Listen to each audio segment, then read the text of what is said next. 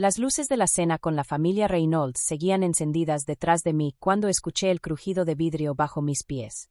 Un tenedor caído, un suspiro contenido. Mi mamá no se dio cuenta.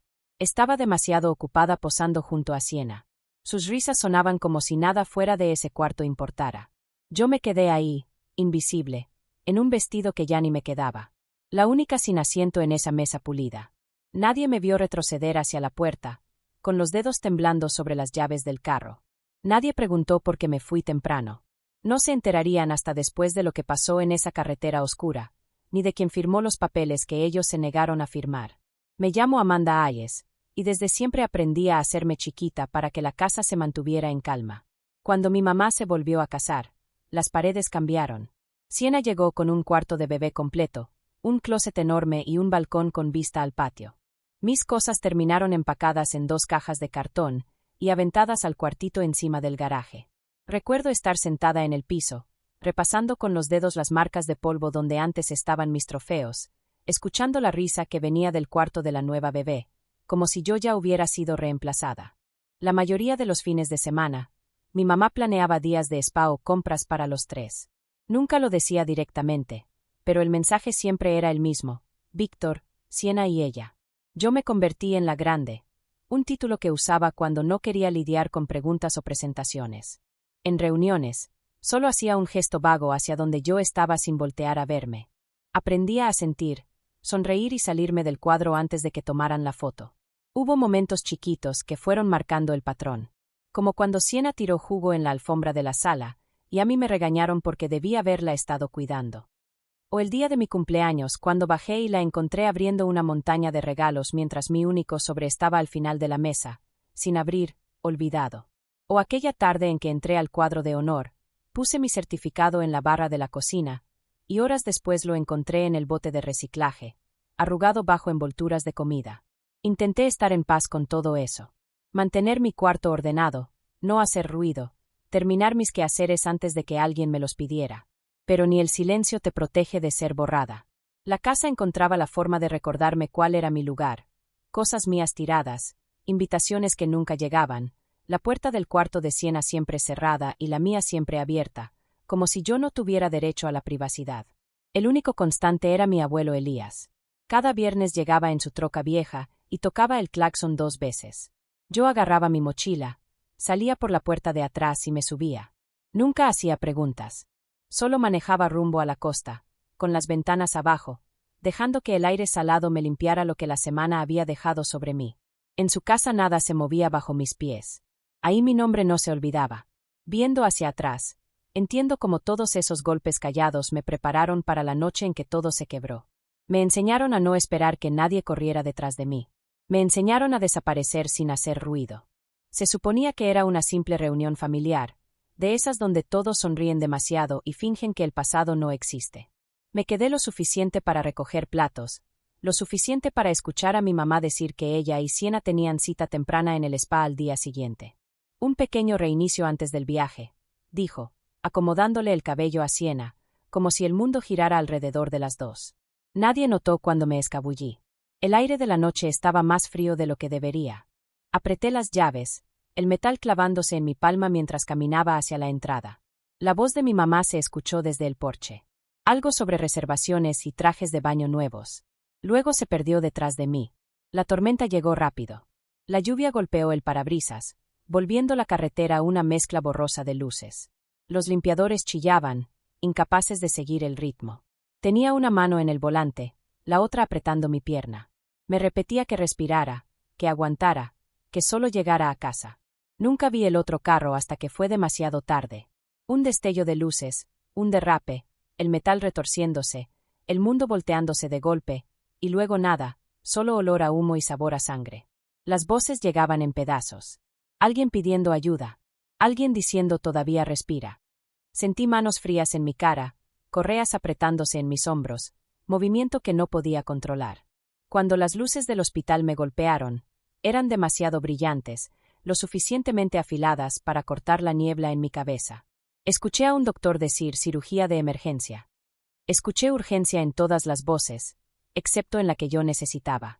Una enfermera acercó un teléfono a mi mejilla. Sus dedos temblaban. Su hija necesita consentimiento inmediato, dijo el doctor, claro y firme. En la pantalla, mi mamá estaba recostada en una camilla del spa, máscara blanca en la cara. Siena a su lado, con audífonos, deslizando el dedo en su celular. Música de spa de fondo, como una broma cruel. Mi mamá suspiró, molesta, como si la petición fuera un estorbo. Habló bajito, sin cuidado. Y en ese instante entendí exactamente cuál era mi lugar en esa familia. No recuerdo cuándo me llevaron a cirugía ni la noche que siguió. Lo que sí recuerdo es despertar en un tipo distinto de silencio. Uno estéril, lleno de máquinas y olor a desinfectante. Me ardía la garganta. El cuerpo me pesaba, cocido de dolor.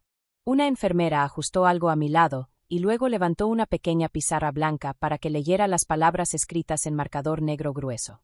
Tutor legal, Elías Brooks. Por unos segundos no pude respirar. No por los tubos ni la hinchazón, sino por el shock de ver el nombre de mi abuelo donde debería estar el de mi mamá. Él no debía firmar nada. Ni siquiera debía ser localizable tan rápido. Pero lo estuvo. Siempre lo estaba. Se quedó sentado junto a mi cama toda la primera noche, con las manos entrelazadas, mirando mi respiración subir y bajar. Cuando desperté de nuevo, seguía ahí, con la misma chaqueta, ese olor a mar pegado a él como segunda piel. No hablaba mucho. Que la marea había estado alta. Que el perro del vecino seguía metiéndose en su jardín. No importaba lo que dijera. Importaba que estaba ahí. Mi mamá no vino. Ni al día siguiente. Ni al que siguió. Para la cuarta mañana, mi abuelo salió un momento a hablar con alguien en el pasillo.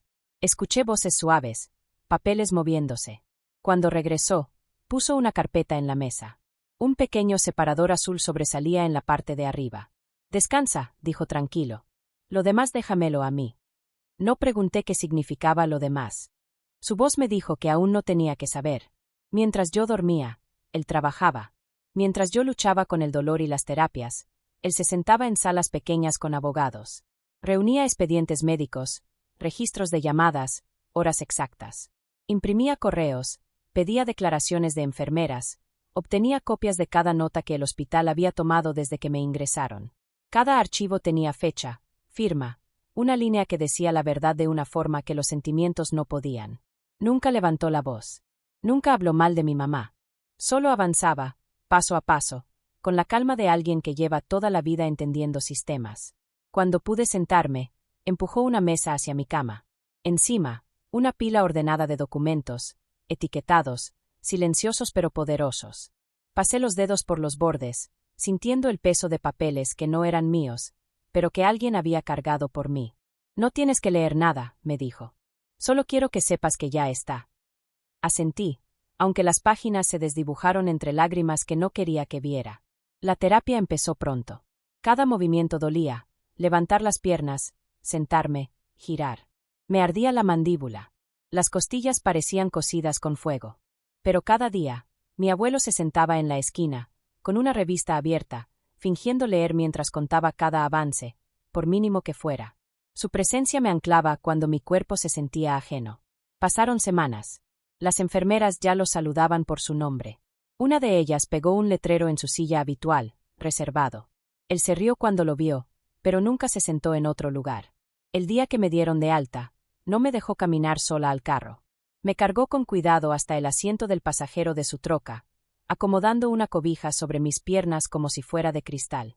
El camino a su casa olía a mar y aire libre. Cuando me cargó por la entrada, la casa se sintió más cálida de lo que recordaba. Paredes azul pálido, luz suave, el sonido de campanillas movidas por el viento. Esa noche, me senté en el porche con uno de sus suéteres viejos, respirando el océano. Mi celular vibró. El nombre de mi mamá en la pantalla. 10 timbres. 20. Rechazar. Sin explicación, sin disculpa, sin segunda oportunidad. Solo el silencio de una llamada cortada. Por fin aprendí a soltar. Los días siguientes se sintieron como entrar en otro mundo, uno donde nada era espectacular, pero todo importaba. Mi abuelo cocinaba. Yo sanaba. Y en el fondo, sin ruido, él seguía preparando el último juego de documentos en esa carpeta de pestaña azul. Una mañana lo vi en la barra de la cocina, grueso, pesado, esperando. No era venganza. No era enojo. Era otra cosa. Un límite. Y por primera vez, era mío. El juzgado no se veía intimidante por fuera. Solo ladrillo viejo y ventanas opacas. Un lugar que podrías pasar sin voltear a ver. Pero por dentro. Aquí termina tu segmento original. Si quieres que continúe la traducción cuando me des la siguiente parte, puedo hacerlo. Todo hacía eco. Los tacones sobre el piso, las voces murmuradas, el roce de papeles. Mi abuelo caminaba a mi lado, firme y silencioso, su mano cerca sin tocarme, lista por si me tambaleaba. Todavía me movía más lento que la mayoría, pero estaba más erguida que en meses. Cuando entramos a la sala de la audiencia, Lorraine ya estaba sentada. Llevaba un saco oscuro que no le quedaba bien, el cabello jalado demasiado hacia atrás, como si intentara sostener su vida entera con pasadores. Siena estaba a su lado, con los brazos cruzados, sin el brillo de su seguridad habitual. Víctor no estaba. No lo esperaba. No las miré. Mantuve los ojos fijos en la mesa frente a mí, en la carpeta azul que mi abuelo colocó con cuidado deliberado. El juez entró. Todos nos pusimos de pie. Y comenzó. El abogado del hospital habló primero. Fechas, horas, documentos. Cada palabra caía como una gota de agua helada, constante y precisa. El cuarto permaneció inmóvil mientras se leían declaraciones del personal médico. ¿Cuánto tiempo estuve inconsciente? La urgencia de mis lesiones, la necesidad inmediata de un consentimiento. Luego pusieron la grabación. Un empleado del tribunal conectó el monitor. Un zumbido leve llenó el silencio. Mi estómago se apretó, pero no aparté la mirada. La pantalla se iluminó con la luz tenue del cuarto del spa. Lorraine recostada en una camilla, con una mascarilla blanca cubriendo media cara, música relajante de fondo. Siena junto a ella, enredando un mechón de cabello, los ojos pegados a su celular. La voz de la enfermera sonó después, temblorosa pero clara. Señora, su hija necesita cirugía de emergencia. Necesitamos su consentimiento. Mi madre suspiró, fastidiada. Y entonces lo dijo. Si se muere, me avisan. No tengo tiempo para papeleo. Las palabras cayeron en la sala como algo pesado y filoso.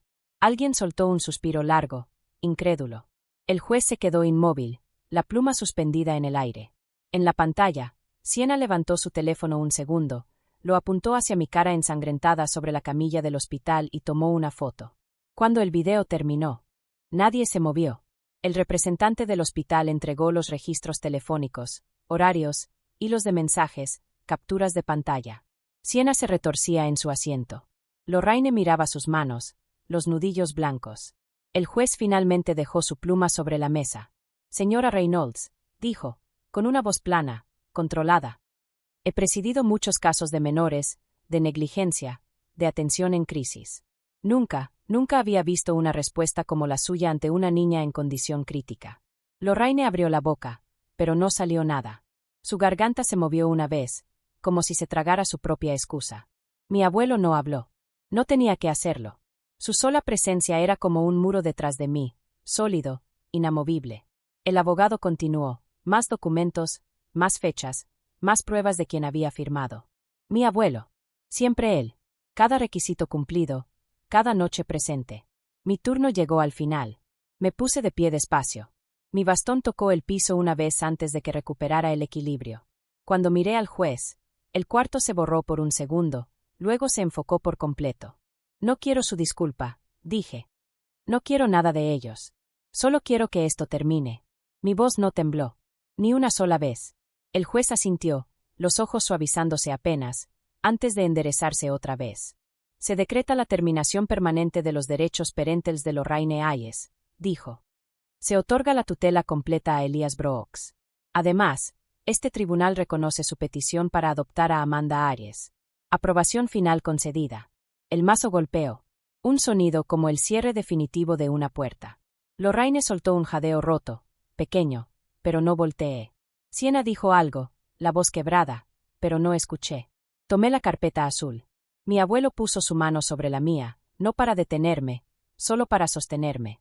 Cuando salimos de la sala, el pasillo se sentía más iluminado, más amplio. La gente se hacía a un lado sin saber por qué. Al llegar a la puerta, me detuve, dejando que la luz del sol me tocara la cara. Mi abuelo la abrió de par en par y esperó a que yo diera el paso antes que él. Por primera vez, no sentí que estaba dejando algo atrás. Sentí que estaba entrando en algo nuevo. Las semanas después de la audiencia se sintieron extrañamente ligeras, como si alguien le hubiera bajado el volumen al mundo. Mi abuelo condujo de regreso a la casa junto al mar con las ventanas apenas abiertas para dejar pasar el aire salado. Me recargué en el asiento, viendo la costa deslizarse en líneas lentas y constantes. Ya nadie nos perseguía. Nadie esperaba nada de mí. En casa, los días tomaron un ritmo tranquilo. La luz de la mañana entraba por las paredes azul pálido de mi cuarto, cálida y sin prisas. Mi abuelo preparaba café en la cafetera vieja, la que siempre hacía 2 clics antes de arrancar. Yo me movía despacio por la casa, todavía rígida en algunas partes, sensible en otras, pero mi cuerpo se sentía mío otra vez. No algo que casi habían firmado para desechar. La terapia cambió también. Ya no era sobre sobrevivir. Era sobre aprender de nuevo lo que es sentirse a salvo. Algunas tardes me sentaba en la terraza, envuelta en una cobija, viendo cómo la marea dibujaba líneas sobre la arena. El aire olía a sal, y el viento traía el tintineo suave de los carillones que mi abuelo había colgado del barandal. A veces se sentaba conmigo, con 2 tés dulces, sin hacer preguntas. No hablábamos de la audiencia. No hablábamos de mi madre ni de Siena. El silencio ya no era evasión. Era espacio. Era elección. Una tarde caminé todo el muelle sin detenerme. Sin bastón, sin pausas, solo el sonido del mar golpeando debajo de mí. Al llegar al final, el sol se hundía en el horizonte, pintándolo todo de un dorado suave. Me quedé ahí, respirando al ritmo de las olas, sintiendo como algo dentro de mi pecho se aflojaba. La libertad no llegó con ruido. Llegó con silencio. No regresé a la casa vieja ni a la versión de mí que esperaba ser elegida. La vida se mueve distinto cuando se hace callada, más lenta, más honesta. Algunas noches, mi abuelo y yo nos sentamos en el porche, el viento trayendo olor a sal y el rechinido suave del columpio bajo nosotros. El mundo se siente más grande ahora, no porque algo espectacular haya pasado, sino porque ya no hay nada que me estén quitando. La familia puede fallarte, sí, pero tú eliges quién se queda.